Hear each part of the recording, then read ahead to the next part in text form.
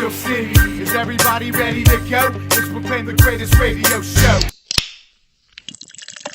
Welcome, fans, to another edition of Fantasy Football on the Spread. I'm your host, Jim Sella. I'm in studio with Jay Dash, Big Easy, Johnny Parlay, and Jeff Keel. It's getting a little cramped in here. 5 deep. We're going to have to get a bigger ride. Please believe. We need to start looking for space, Parlay. You're the real estate agent. Hey, let's upgrade. We need some sponsorships. Get those sponsors. Well, we got some wide receivers for you this week to help you win your fantasy league. If you're still in it. Like you are. I'm going to be a champion come this time next week. I'm going to feel like a champion come this time tomorrow at your party.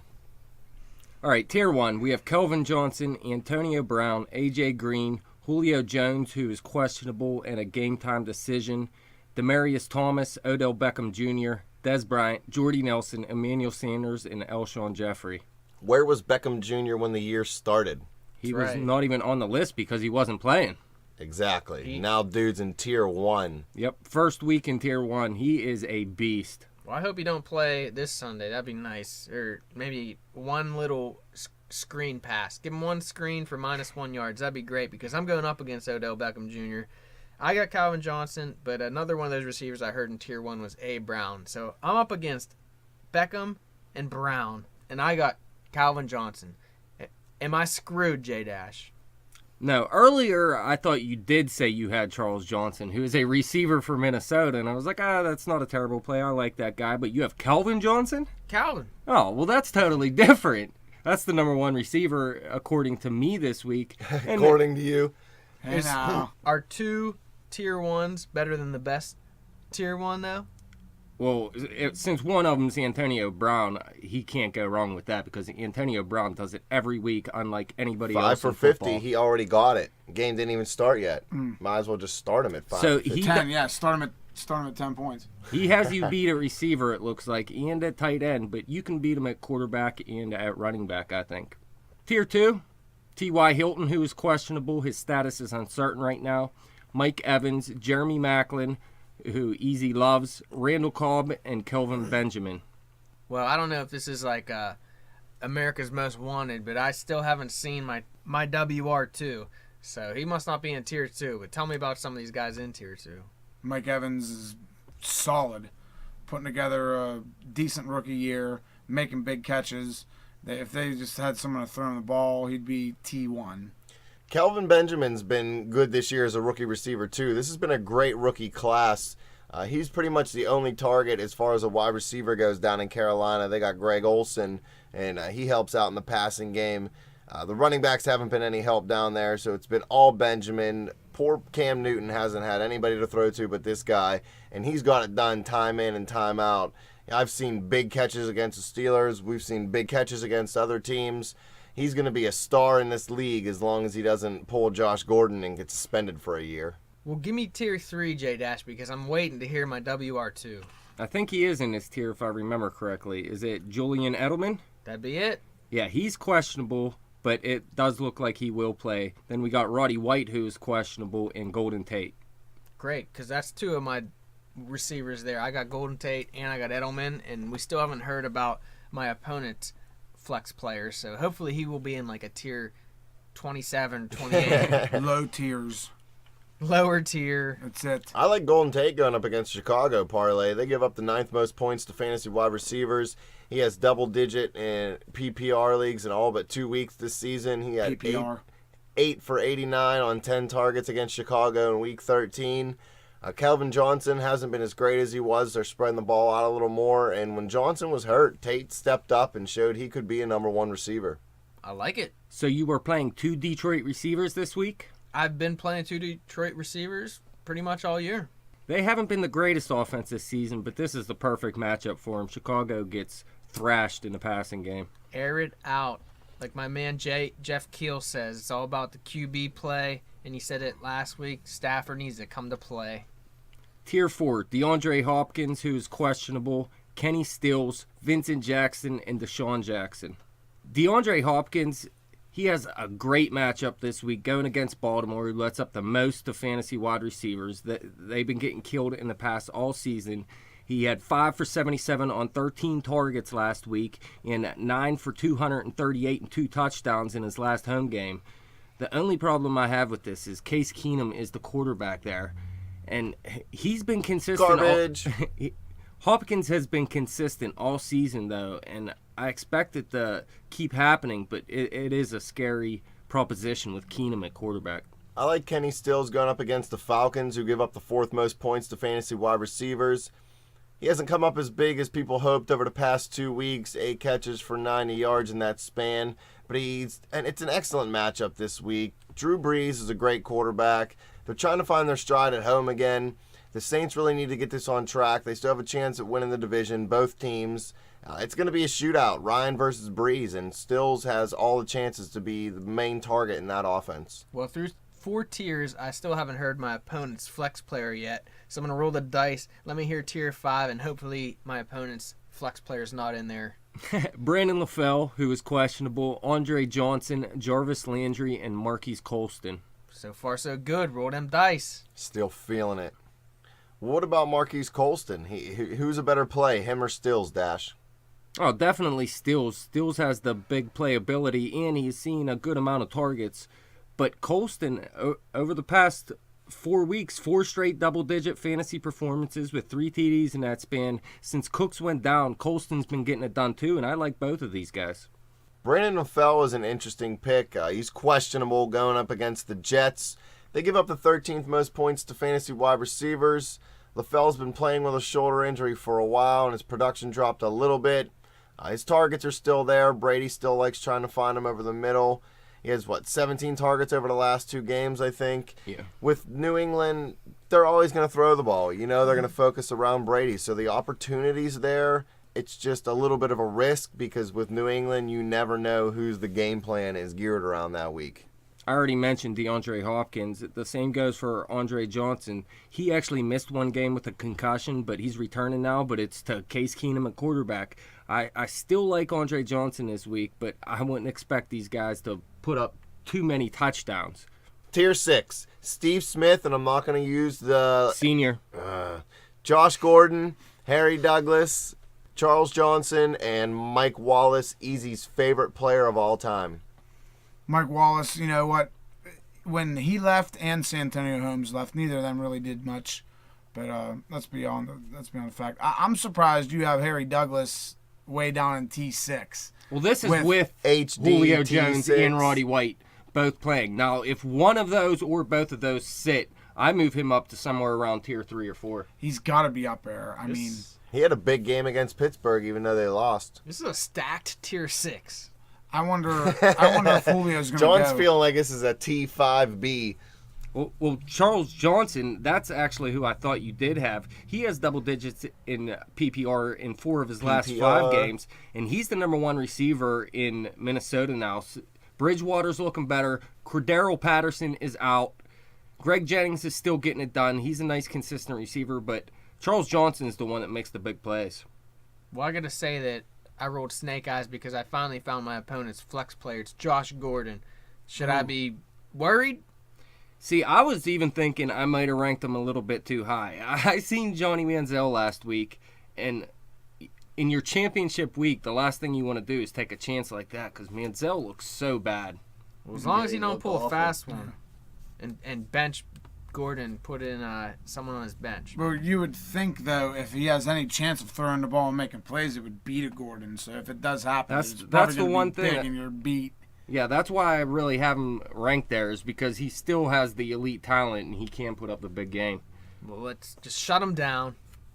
Tier 7, Sammy Watkins, Jordan Matthews, and Eric Decker. Eric Decker, the walls with bells of holly, is going up against New England. New England gives up the 6th fewest fantasy points to fantasy wide receivers. Decker had 13 catches and 189 yards on 19 targets over the past 2 games, with Percy Harvin battling injuries. Eric Decker's been the main guy to go to in that offense. He's pretty much the only wide receiver that's doing anything. He's been pretty consistent all year with only 2 single-digit fantasy performances in his last 9 games. The big games are far and few between. He had 4 catches for 65 against New England earlier in the year, but, it's Christmas time, and with a nickname like that, you got to take a gamble on him. I'm going to say Jordan Matthews has a bounce-back week this week. He goes at Washington. They let up the 6th most to fantasy wide receivers. He only has 2 catches and 23 yards over his last 2 games, and he was shut out last week. But he did have 59 yards and 2 touchdowns against Washington in week 3, and this defense is terrible against the pass. I say Jordan Matthews has a good game. And that game's on Saturday. That game's tomorrow, so if you're gonna make a decision on him, I'll be on They don't play Parlay's Power Sunday. Couch. they're the first game 4:00. PPC. Well, the only last thing about Tier 7 is the only problem about Tier 7 is the people throwing these guys the ball. You're a little struggling right there. But That's why yeah. they're in Tier 7. Let's Sammy hear about Watkins, if he 8. had Aaron Rodgers, he'd be up in Tier 2. 8. We have a couple decent quarterbacks throwing the balls in Tier 8 to who? We got Anquan Bolden, Malcolm Floyd, Turi Smith, and Pierre Garçon. Pierre, it's a shame that they don't got any quarterback action out there because I don't know. I seen him make plays, but like there's no one throwing him the ball. Yeah, it's They tough. can't decide on a quarterback because Gruden's a horrible coach. Jordan Reed's better than the production he's getting these days. Pierre Garçon's better than the production he's getting, even though I don't like Pierre Garçon, but he's really doing nothing. And even Deshaun Jackson, he's better than the production he's put up, too. Well, Gruden ruins players. He ruined RG3. They need to get rid of Gruden if they want Griffin to ever play well again. He's just god-awful. Well, in Tier 8, I like Anquan Bolden. 16 most. Is he your pen pal, Jeff? I know you love to write letters. You don't like you know what? I emails. mean, the guy's just been a solid player. I like him. He's never really let me down. I've had him on my team several times, and He used to be up in Tier 1 back in the day. Struggling in his last 3 single getting a digits. little old. Problem with him is Colin Kaepernick. That dude can't get the ball to anybody. Problem with Colin Kaepernick is Jim Harbaugh, because that dude is the biggest piece of crap in the league. Him and Ray Rice should be hanging out together in a cell somewhere. maybe he'll be a 49er next year, Jim.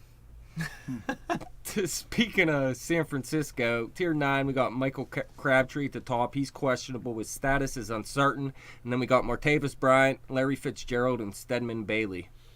Larry's got a tough matchup going against Seattle.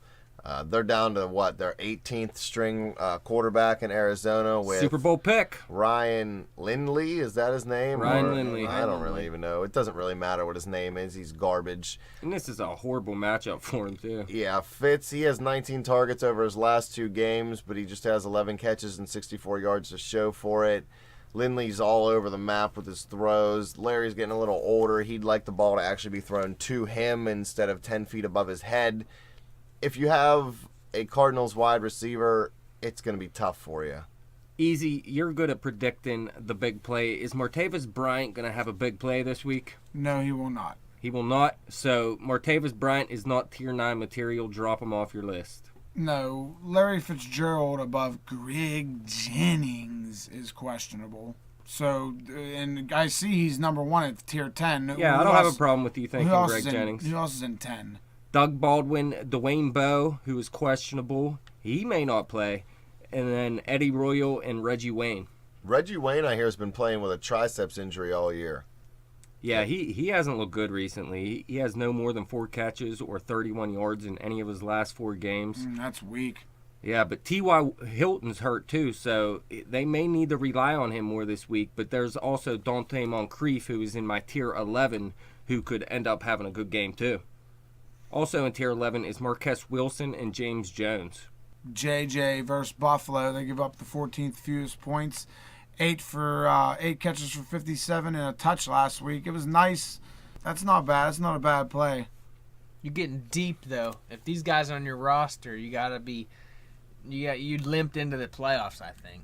I think. Well, Marquess Wilson is starting opposite of Elshon Jeffrey at least, so I gotta think we're thinking Don't- flex at this moment. You know what I think's going to happen? Oakland's going to put up some points against Buffalo. Buffalo got to fly way over there. They're all high about beating discount double check, and I think Latavius Murray. I think even that running back Latavius Murray is a good play this week I too. do like Latavius Murray. Well, I gotta hope the Big Easy's wrong on that because I'm playing Buffalo's defense in my championship game. Tier 12, Percy Harvin, Robert Woods, and Kenny Britt. Kenny Britt, you can go bleep yourself. I've been behind you all year long. You gave me one good game. You let me down every other week of the year. You have 5 catches for 65 yards on 9 targets last week. You only have, 3 double-digit fantasy performances in his last 10 games, Dash? Yep. I just, if I ever seen him, I'd probably punt kick him right in his stupid face. I do like Stedman Bailey more in the St. Louis offense. Let me make it clear to everybody that Kenny Britt would probably jack me up because I think the dude outweighs me by 150 pounds and he's like 5 inches taller than I am. Yeah, he'd crush you. It's real life. But I'd still punt kick him right in the face. I was just wondering if this is going to be a week when Percy Harvin actually busts out. But Jeff, he has a headache. He needs some Excedrin. He needs to go lay down with his mommy in a blanket. Percy Harvin, you got some talent, but you're a giant wussy. That's all I got to say. Yeah, he has all the talent in the world, but he's just not seeing the ball right now. And Eric Decker the Halls is getting it done. Every week with Decker the Halls. Decker the Halls is legit.